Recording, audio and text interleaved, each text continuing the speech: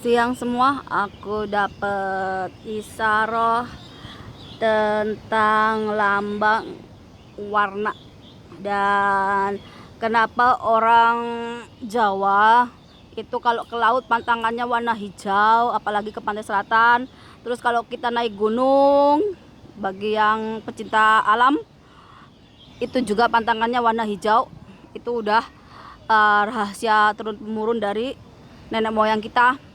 Dan kenapa warna hijau?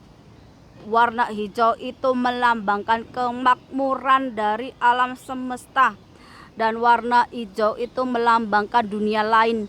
Kalau dalam Islam mungkin dibilang jin, sedangkan kita orang Jawa, orang Nusantara lebih memanggil lelembut.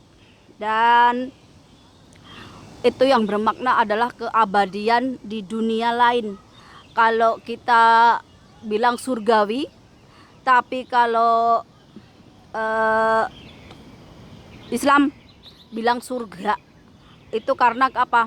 Karena badan kita ketika mati itu kembali ke tanah, sedangkan ruh kita, jiwa kita itu masih abadi. Dan lelembut seperti Ratu Pantai Selatan itu memang udah dianugerahi sama Tuhan, sama Allah itu untuk menjaga daerahnya. Gunung pun ada juga.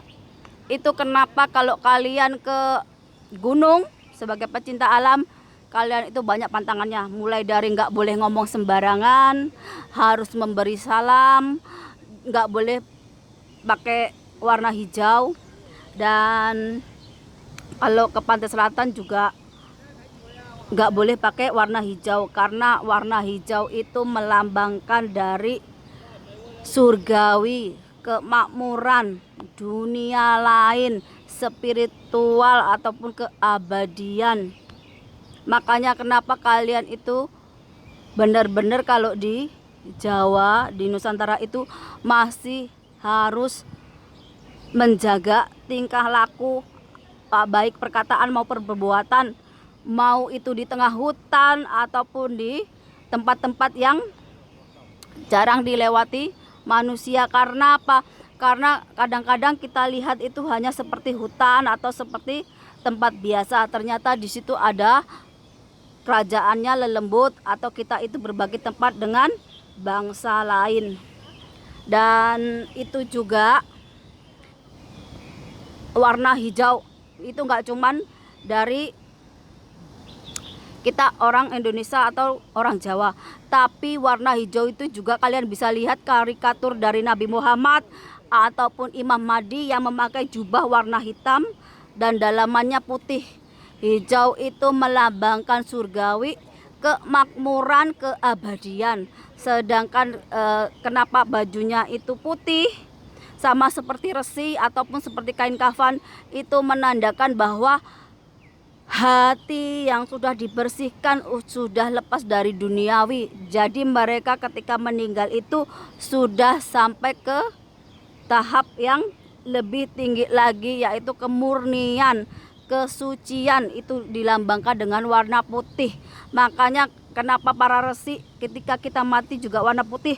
Dan di negeri Arab itu juga baju laki-lakinya juga warnanya putih kayak daster. Itu karena melambangkan dari kesucian hati, kemurnian hati yang dibarengi dengan tingkah laku. Jadi kalau tingkah lakunya hanya pura-pura baik tapi di hatinya busuk, tetap saja itu belum mencapai tingkat kesempurnaan. Jadi lambang itu, warna itu semua ada maknanya, ada melambangkan dari alam semesta ini dengan Tuhan. Dan untuk gambaran di Imam Mahdi, kenapa memakai kuda warna hitam dan ada lafaz la ilaha illallah berwarnakan hitam. Kuda hitam itu ibaratnya angkara murka, sisi buruk kita, sisi negatif kita sebagai manusia yang bisa dikendalikan Jadi kita itu mengendalikan hawa nafsu kita, keburukan kita, sisi negatif kita. Jadi kita seperti yang menaiki keburukan kita itu. Jadi kita bisa mengendalikannya. Bukan sebaliknya kita malah dikendalikan hawa nafsu keburukan kita. Sedangkan warna hitam di atas tulisan la ilaha illallah Muhammad Rasulullah artinya apa? Setiap manusia itu mempunyai takdir dan kodratnya sendiri-sendiri. Mereka pasti pernah mengalami namanya dosa, pernah melakukan perbuatan yang gak baik. Tapi disitulah manusia bisa belajar untuk menjadi lebih baik. Karena apa? Karena Allah, karena Tuhan. Kalian bisa mengenal Tuhan, mengenal Allah itu lewat utusannya ataupun ciptaannya. Kalian bisa mengenal Allah melalui Islam, melalui utusan Nabi Muhammad. Kalian bisa mengenal Allah dari Kristen melalui Nabi Isa. Kalian bisa mengenal Allah melalui Buddha dari Siddhartha Gautama. Dan kalian bisa mengenal Allah itu dari agama Hindu, yaitu para dewa. Dewa itu sebenarnya adalah makhluk ciptaan Allah yang sudah mencapai tingkat keabadian, kesejatian, yang sama Allah itu ditugaskan untuk menjaga alam ini. Ibaratnya seperti para lelembut, contohnya ya seperti Ratu Kidul, terus Ismoyo Jati yang di Gunung Merapi. Semua itu adalah memang sudah takdir dan kodratnya. Kenapa? Karena manusia itu berbagi tempat dengan mereka. Gak hanya manusia aja yang Allah ciptakan, tapi makhluk-makhluk lain, makhluk yang gak kasat mata, yang disebut lelembut, yang disebut sebagai penjaga alam. Karena apa? Karena gak mungkin Allah itu menjalankannya sendiri, sedangkan makhluk ciptaannya itu banyak. Banyak yang taat sama perintah Allah. Jadi tugas mereka itu yang menjaga alam ini sesuai dengan perintah dan kehendak Allah. Jadi manusia itu kalau sudah sadar, mereka akan berhati-hati lagi dengan apa yang dilakukan, baik itu dengan kata-kata, perbuatannya, baik yang disengaja nggak disengaja. Kenapa? Karena mereka tahu bahwa manusia itu berbagi tempat dengan makhluk lainnya di alam ini. Contohnya, jangan sampai kayak Cak Nun ataupun Gus Miftah asal ngomong, asal jeplak, nantangin Nyi Roro Kidul ataupun menghina Ismoyo Jati. Karena apa? Karena mereka udah merasa ilmunya lebih tinggi, hingga mereka jumawa, sehingga mereka kelepasan bicara. Jadi ketika mereka itu di kemudian hari mendapatkan sesuatu yang gak baik, itu adalah karma dari perbuatannya. Sudah dibilang orang Jawa itu hati-hati kalau ngomong. Kalau nggak tahu itu lebih baik diam. Jangan sampai udah nggak tahu asal ngomong, asal nantangin. Sedangkan kamu dari sisi rohani aja belum sempurna.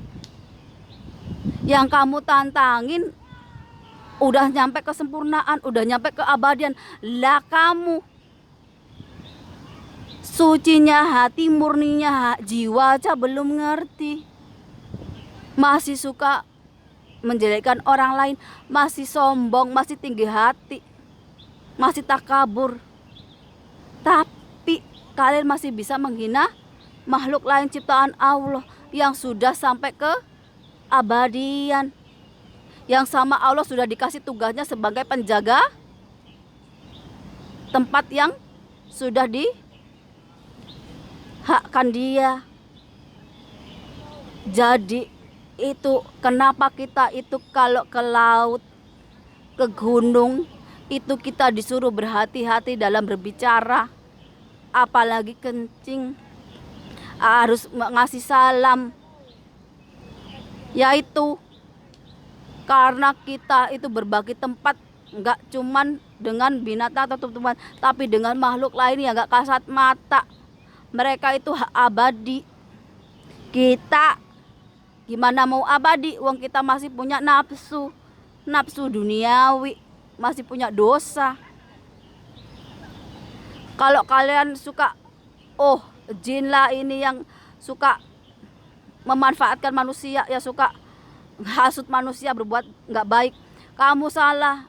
Jin itu nggak semuanya jahat, banyak jin juga yang taat sama perintah Allah, perintah Tuhan. Yang jahat itu malah manusia, memanfaatkan makhluk lain untuk menzolimi orang lain, untuk mencari kesenangan duniawi, agar rezekinya lancar, agar naik pangkat dan sebagainya. Itu yang manusia lupa. Jadi itu kenapa orang Jawa, orang Nusantara itu pantangannya warna hijau.